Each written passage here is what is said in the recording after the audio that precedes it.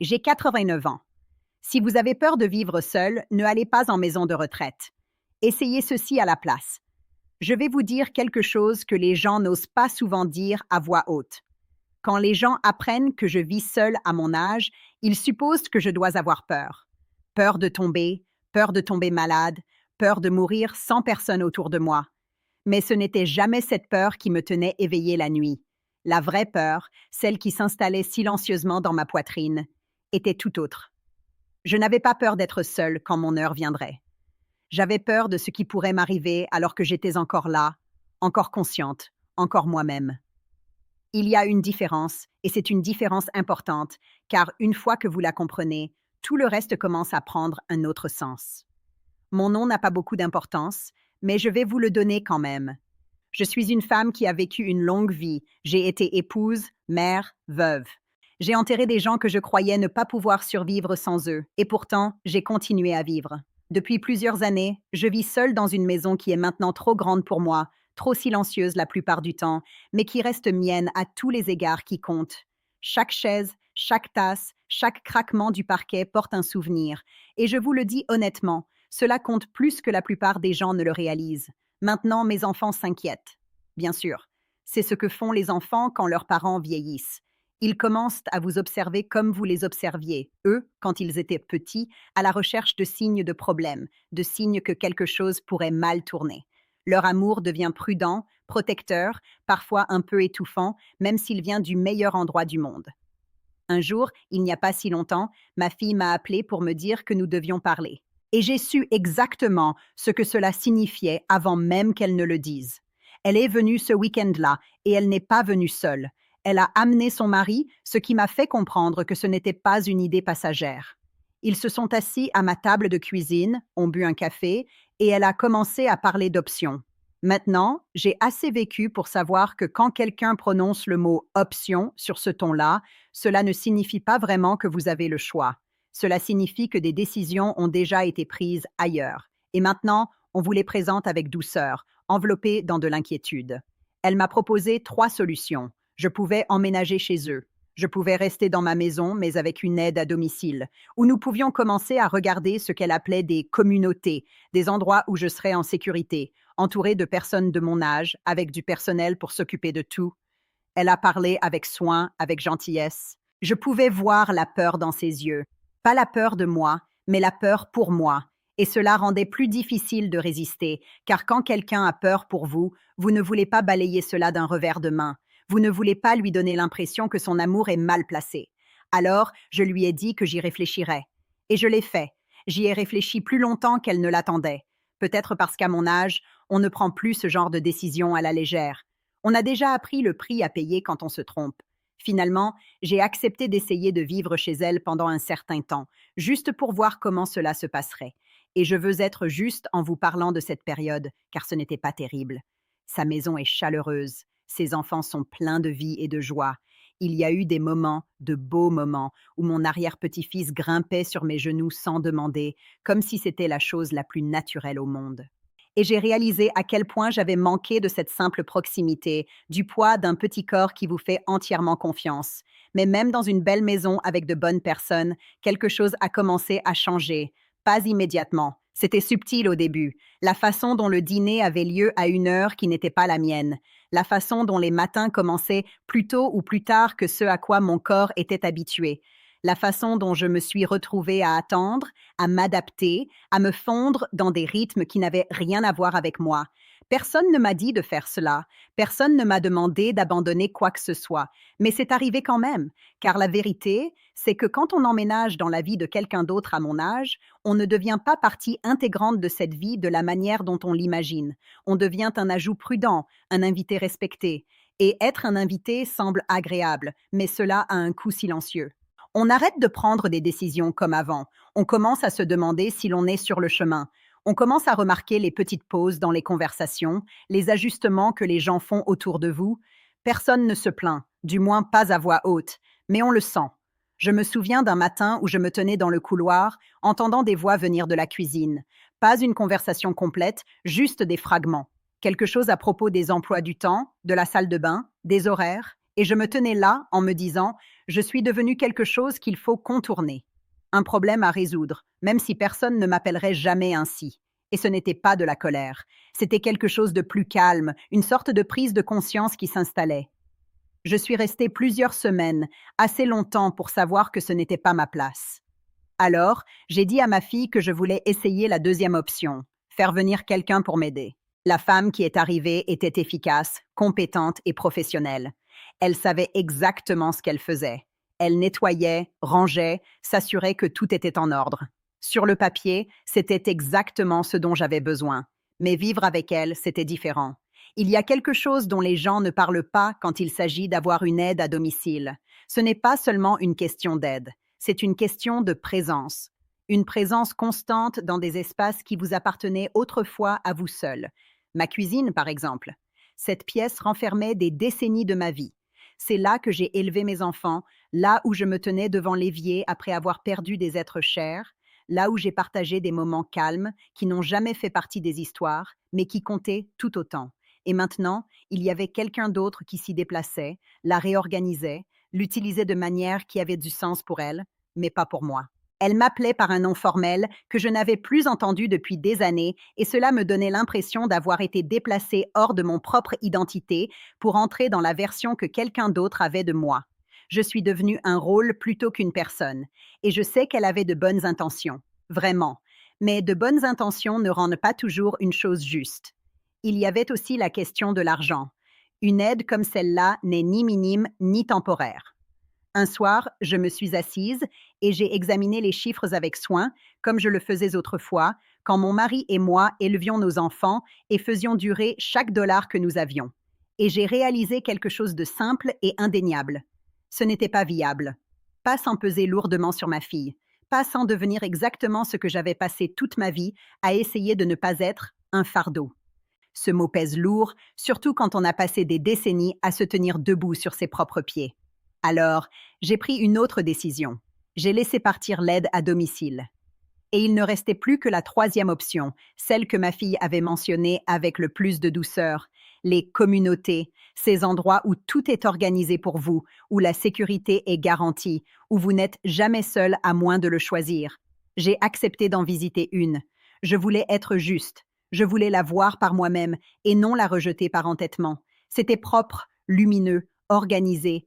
Les personnes qui y travaillaient étaient gentilles, attentionnées. Elles m'ont montré une chambre, une petite pièce avec une fenêtre donnant sur une cour intérieure. Elles m'ont montré un emploi du temps, soigneusement écrit, détaillant la journée. Étirement du matin, déjeuner, activités, temps social, tout était prévu, tout était comptabilisé. Et alors que je me tenais là, à écouter, à sourire poliment, quelque chose en moi est devenu très clair. J'avais passé près de 9 décennies à prendre mes propres décisions, décider à quelle heure me lever, à quelle heure manger, que faire de mes après-midi, comment passer mes moments calmes. Ces choix, aussi petits qu'ils puissent de paraître pour quelqu'un d'autre, n'étaient pas petits pour moi. Ils constituaient la structure de ma vie. Et là, sans que personne ne le dise directement, je pouvais sentir cette structure être remplacée, non pas arrachée violemment, non pas imposée, mais doucement, efficacement, avec de bonnes intentions.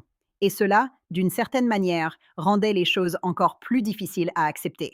Sur le chemin du retour, j'ai regardé par la fenêtre et je me suis dit, pas encore, peut-être un jour, mais pas maintenant. Car tant que je pouvais encore choisir comment vivre mes journées, je n'étais pas prête à abandonner cela à qui que ce soit, aussi gentil soit-il. Me voilà donc de retour dans ma maison. Aucun plan, aucun système, aucune solution que qui que ce soit reconnaîtrait comme pratique. Juste moi, mes pièces silencieuses, et cette même question qui avait déclenché tout cela, toujours sans réponse aux yeux de tous, sauf aux miens.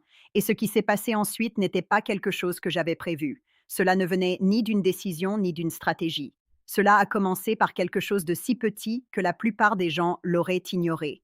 Un simple moment, dehors, près de la boîte aux lettres, un jour ordinaire qui ne semblait pas important sur le moment.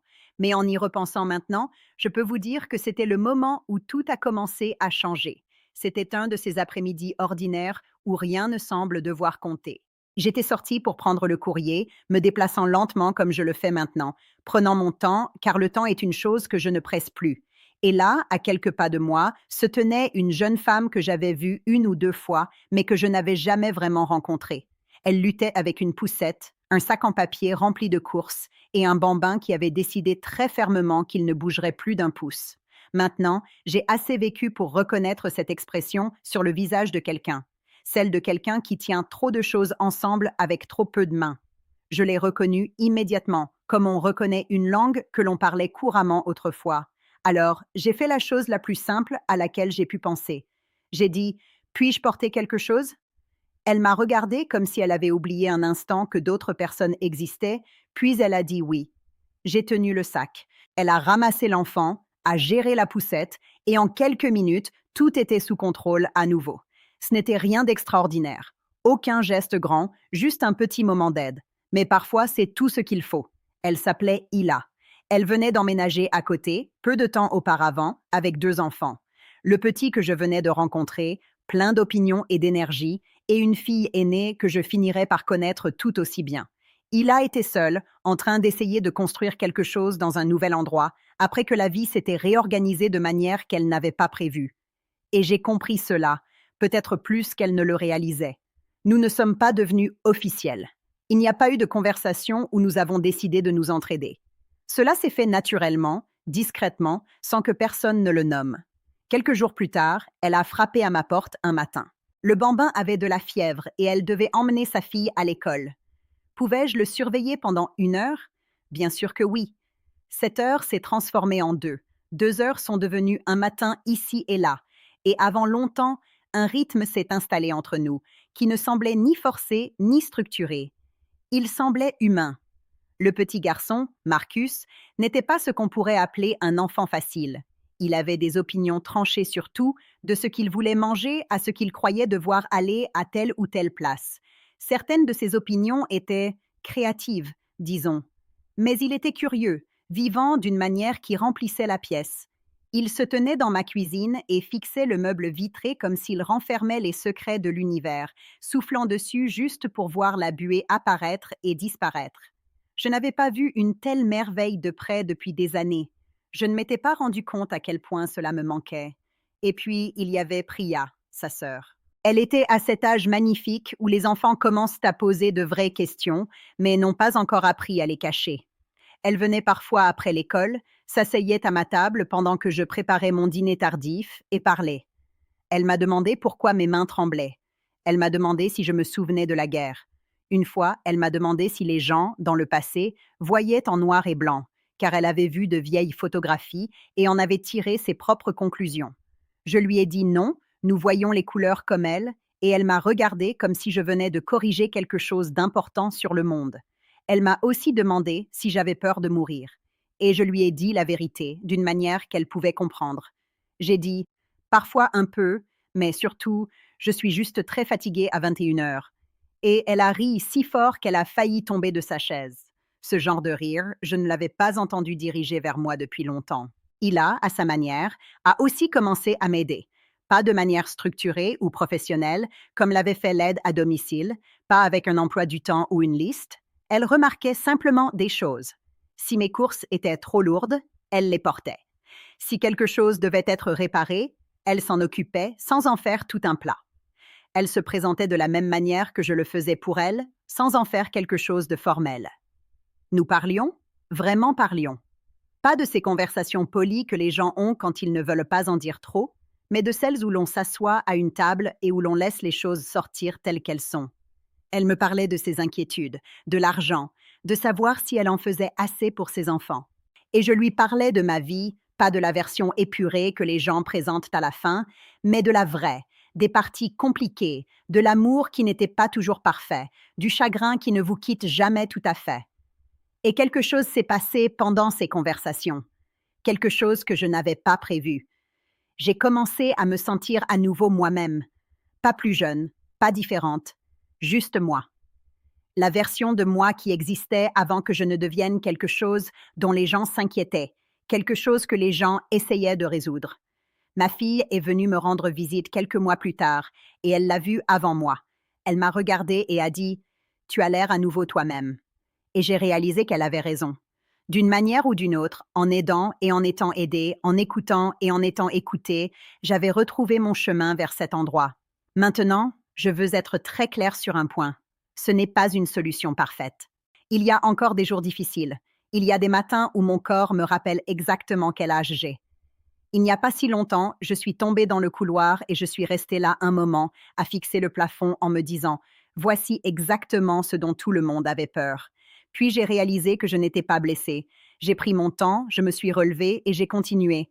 La vie ne devient pas facile simplement parce que vous choisissez un chemin différent, mais elle devient la vôtre. Et c'est le point que je veux vous laisser avec cette histoire. Les gens vous proposeront des solutions quand vous vieillirez. De bonnes solutions, bien intentionnées. Ils parleront de sécurité, de commodité, de structure, et ces choses ont de l'importance. Je ne prétends pas le contraire. Mais il y a autre chose qui compte tout autant, sinon plus. La capacité de décider. La capacité de faire partie de quelque chose. Non pas comme une responsabilité, non pas comme une tâche, mais comme une personne qui a encore quelque chose à offrir. Ce que j'ai trouvé n'était pas un système. Ce n'était pas un plan que qui que ce soit pourrait emballer et vendre. C'était quelque chose de plus ancien que cela, quelque chose de plus simple. J'ai trouvé une connexion, celle qui naît quand les gens ont besoin les uns des autres. Et ne la compliquez pas. Celle qui commence par tenir un sac en papier pour une inconnue et qui grandit jusqu'à rendre les deux vies un peu plus légères. Alors, si vous avez peur de vivre seul, je comprends cette peur. Vraiment. Mais avant d'abandonner votre espace, votre rythme, votre droit de choisir comment vous vivez vos journées, essayez autre chose d'abord. Frappez à une porte. Dites oui quand quelqu'un a besoin d'aide. Laissez-vous avoir besoin d'aide à votre tour. Vous pourriez découvrir que ce que vous cherchez n'est pas un endroit où tout est pris en charge pour vous, mais un endroit où vous faites toujours partie du monde, toujours connecté à lui de manière réelle et significative. J'ai 89 ans. Je vis toujours dans ma maison. Je mange toujours mon dîner quand j'en ai envie. Je m'assois toujours dans mon fauteuil près de la fenêtre et je regarde la lumière changer l'après-midi. Et maintenant, parfois, j'entends des pas sur le porche, un coup à la porte, la voix d'un enfant qui m'appelle, et j'ai fini par comprendre quelque chose de très simple, très discrètement. C'est suffisant. C'est enfin exactement suffisant. Merci d'avoir passé ce moment avec moi. Prenez soin de vous et à bientôt.